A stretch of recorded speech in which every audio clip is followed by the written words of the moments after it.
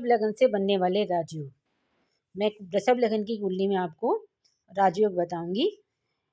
वृषभ लगन में लग्नेश कौन है? शुक्र हैं। और भाग्येश कौन है? बुध हैं।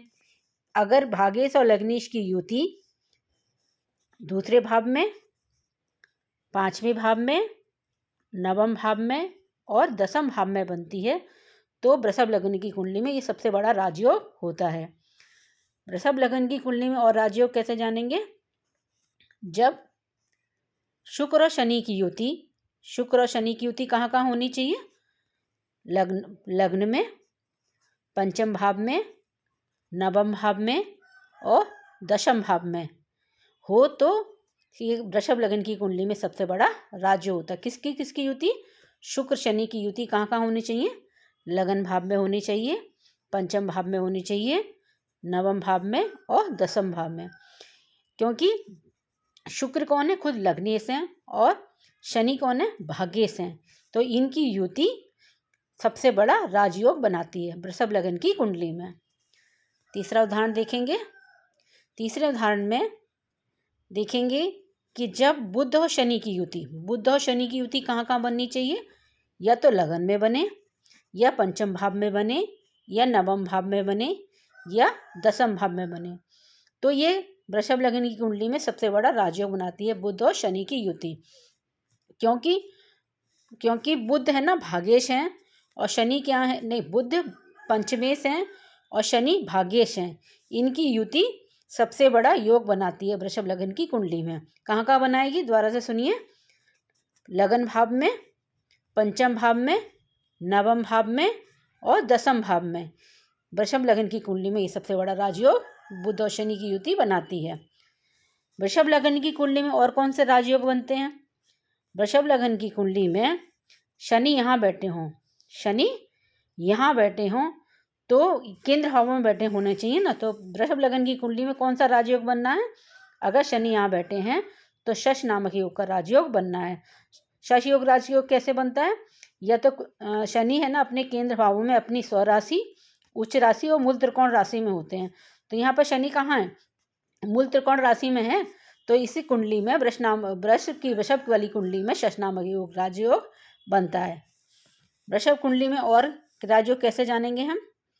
जब इनमें राशि परिवर्तन हो, लग्नेश पंचमेश के पास आ गए और पंचमेश का स्वामी लग्नेश में आ गए हैं तो बुध और शुक्र की युति बन रही है। तो ये राशि परिवर्तन हो रहा है ना, तो इसमें ये सबसे बड़ा राजयोग होता है। ये वृषभ लगन की कुंडली के राजयोग हैं। फिर एक और देखिए वृषभ लगन की कुंडली में कौन कौन क्या राजयोग बनने हैं। वृषभ लगन की कुंडली में अगर गुरु अष्टम भाव में चला जाता है तो बहुत बुरा प्रभाव पड़ता है, बहुत बुरा। वो संतान में बाधा करेगा, शादी में बाधा करेंगे, धन में बाधा करेगा। तो वृषभ लगन की कुंडली में अष्टम भाव में गुरु का अच्छा होना माना नहीं जाता है। एक और देखेंगे राजयोग कैसे बनेगा। अगर मंगल यहाँ बैठे हों, वृषभ लगन की कुंडली में सप्तम भाव में अगर मंगल बैठे हों तो कौन सा योग बनता है? रोचक नाम का महायोग बनता है। रोचक नाम का पंच महापुरुष नाम का योग बनता है। देखिए मंगल है ना, या तो केंद्र भाव में होना चाहिए।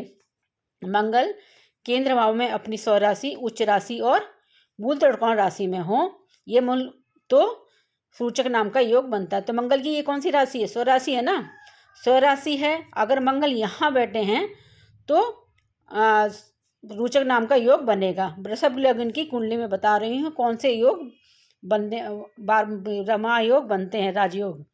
राजयोग हमको देखना आ गया तो सबसे आसानी से हम कुंडली देख सकते हैं।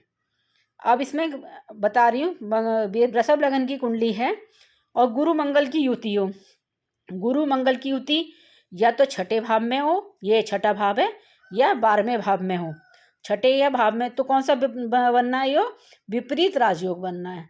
वृषभ लगन की कुंडली में कैसे ये बनना है? इसका इसका भाव का स्वामी शुक्र की ये छठे भाव का स्वामी इसके साथ आ गया है, 8वें और 12वें भाव के साथ। तो कौन सा योग बन रहा है? विपरीत राजयोग। ये मेष लगन की कुंडली में। अब देखेंगे और कौन सा राजयोग बनना है। राजयोग ये देखेंगे अगर बुध और शुक्र की युति, यदि बुध और शुक्र की युति है। शुक्र कौन है? लग्नेश हैं और बुध भागेश हैं। ये अस्त नहीं होने चाहिए। अगर ये अस्त होंगे तो कोई हमें राजयोग का फल नहीं मिलेगा, क्योंकि ये वृषभ लग्न की कुंडली में सबसे बनने वाले महायोग हैं, राजयोग हैं। पर शुक्र बुध अस्त नहीं होने चाहिए। इसमें शनि, जैसे शनि है ना अपनी, इसमें शनि क्या है? वृषभ लग्न की कुंडली है, शनि अपनी नीच राशि में है और नीच राशि से छठे भाव को देख रहे हैं और छठा भाव का स्वामी ये भी अपनी नीच राशि से देख रहे हैं। दोनों एक दूसरे को देख रहे हैं, तो नीच की दृष्टि अच्छी नहीं मानी जाती। कोई भी ग्रह कुंडली में नीच राशि का होता है और जिस भाव में अपना दृष्टि डाल रहा होता है तो वह ग्रह अच्छा नहीं माना जाता है, उसकी दृष्टि खराब होती है। नीच ग्रह की दृष्टि कभी जहाँ जहाँ पड़ेगी, जैसे शनि महाराज यहाँ बैठे हैं और नीच में बैठे हैं ना, तो नीच की दृष्टि 1 2 3 नीच भाव में बैठे हैं तो ये वहाँ पे भाव का तो फल एकदम खराब कर देंगे। और जहाँ डालेंगे 1 2 3, शनि की दृष्टि कितनी होती है? 3 7 10 है ना, तो 3 7 और 3 7 जहाँ डालेंगे वो क्रूर भाव में दृष्टि, उनकी दृष्टि बहुत क्रूर होती है, वहीं से वहाँ का नुकसान कर देती हैं, अलग हटा देती हैं। जैसे शनि 1 2 3 कुटुंब भाव में डाल रहे हैं तो ये परिवार से आपको अलग करेंगे, संबंधों में मधुरता नहीं होगी, वाणी कटु होगी। और 7वें भाव में कहाँ डाल रहे हैं? देखिए गिनेंगे 1 2 3 4 5 6 7, षष्ठम भाव में डाल रहे हैं। तो षष्ठम भाव में डालने से क्या होगा?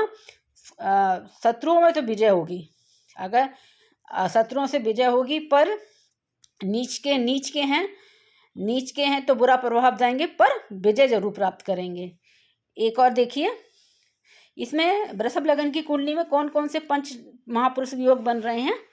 देखिए, एक तो शनि है, शनि अपनी मूल त्रिकोण राशि में बैठे हैं तो पंच महापुरुष योग बन रहा है, मतलब शश नामक योग बन रहा है। शनि बैठे हैं ना, शनि केंद्र भावों में अपनी उच्च राशि, मूल त्रिकोण राशि या स्व राशि में बैठे हैं, तो ये शनि अपनी मूल त्रिकोण राशि में बैठे हैं तो पंच महापुरुष योग नामक बन रहा है। कौन सा शनि से बनता है? शश नामक।